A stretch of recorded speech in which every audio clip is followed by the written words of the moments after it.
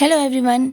आज की इस वीडियो में हम बात करने वाले हैं कि अगर आपकी डिलीवरी अक्टूबर, नवंबर या दिसंबर में होने वाली है तो आपको किन बातों का ख्याल रखना चाहिए। स्पेशली अगर आपकी फर्स्ट प्रेगनेंसी है, आप पहली बार प्रेग्नेंट हैं, तो आपको किन बातों का खास ख्याल रखना है। वीडियो में आगे जाने से पहले फ्रेंड्स, मुझे कमेंट बॉक्स में ज़रूर बताइए कि आपकी डिलीवरी किस महीने में होने वाली है। तो चलिए फ्रेंड्स, शुरू करते हैं आज का इंफॉर्मेटिव वीडियो। नंबर 1 पे फ्रेंड्स, अक्टूबर, नवंबर और दिसंबर जो महीने होते हैं, ये मौसम इनमें चेंज हो रहा होता है, इसलिए आपको अपना ख़ास ख्याल रखने की ज़रूरत होती है। अब जल्द ही आपकी डिलीवरी होने वाली है, इसलिए इस टाइम पे आपको कफ, कोल्ड या फीवर वगैरह नहीं होना चाहिए। मौसम चूँकि चेंज हो रहा होता है, तो आपने इस टाइम पे जो है वो फुल स्लीव्स वाले कपड़े पहनने शुरू कर देने हैं। आपको अपनी इम्यूनिटी बढ़ाने की तरफ गौर करना चाहिए। इम्यूनिटी बढ़ाने के लिए आप विटामिन सी वाले जो फ्रूट्स हैं वो खा सकते हैं, आप ड्राई फ्रूट भी खा सकते हैं। इसके अलावा फ्रेंड्स, अगर आपके घर में किसी को फ्लू वगैरह हुआ है तो आपने उनसे दूर रहना है, क्योंकि फ्रेंड्स आपकी डिलीवरी अब जल्दी होने वाली है। इस टाइम पे अगर आप बीमार पड़ेंगे, आपको इन्फेक्शन होगा, तो डिलीवरी के टाइम पे परेशानी हो सकती है। इसके अलावा आपको प्रेगनेंसी के दौरान वॉक ज़रूर करनी चाहिए। ये एक तो आपको फिट रखती है, दूसरा आपकी नॉर्मल डिलीवरी में बहुत ज़्यादा आसानी करती है। इसके अलावा आप नॉर्मल डिलीवरी के लिए जो डॉक्टर्स आपको एक्सरसाइजेज बनाते हैं, जैसे कि बटरफ्लाई एक्सरसाइज, स्क्वाट्स वगैरह, ये आप ज़रूर कीजिए।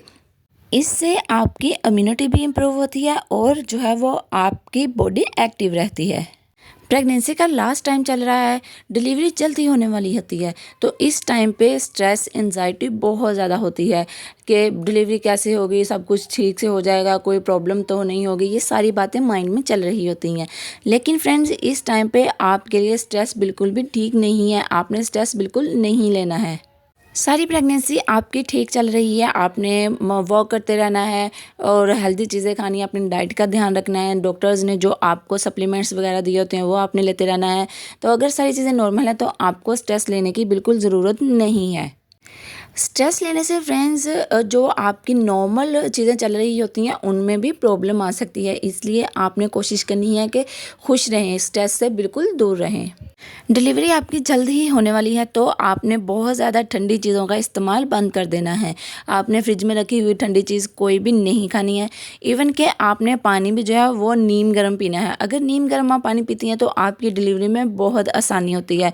अगर आपसे नीम गर्म पानी नहीं पिया जाता है तो आप तब भी नॉर्मल टेम्परेचर का पानी पिएँ। बहुत ज़्यादा ठंडा पानी आपने अब नहीं पीना है।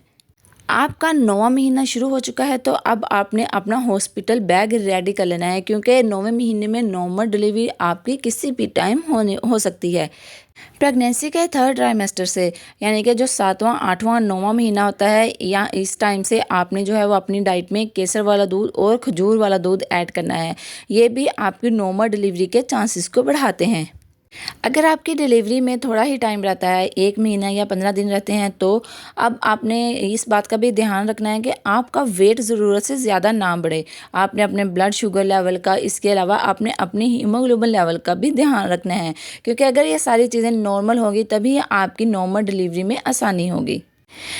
अल्ट्रासाउंड करवाने पर अगर आपके बेबी का वेट कम आया है, तो ऐसे में आपने अपनी डाइट में प्रोटीन को ऐड करना है, ताकि डिलीवरी के टाइम आने तक आपके बच्चे का वज़न जो है वो ठीक हो जाए।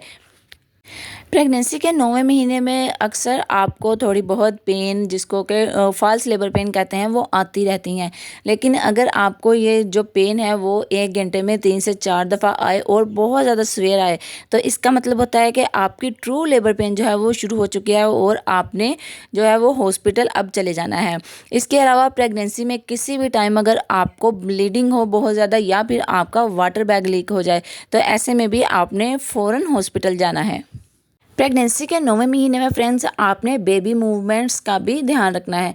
जैसे जैसे डिलीवरी का टाइम पास आता है, बेबी मूवमेंट्स कम हो जाती हैं, लेकिन फिर भी एक पूरे दिन में 8 से 10 बार बेबी को जो है मूव ज़रूर करना चाहिए। अगर आपको लगे कि बेबी ने कम मूवमेंट की है आज, तो आप कुछ मीठा खा के या फिर ठंडा पानी पी के लेट के आराम से दोबारा मूवमेंट को फील करें।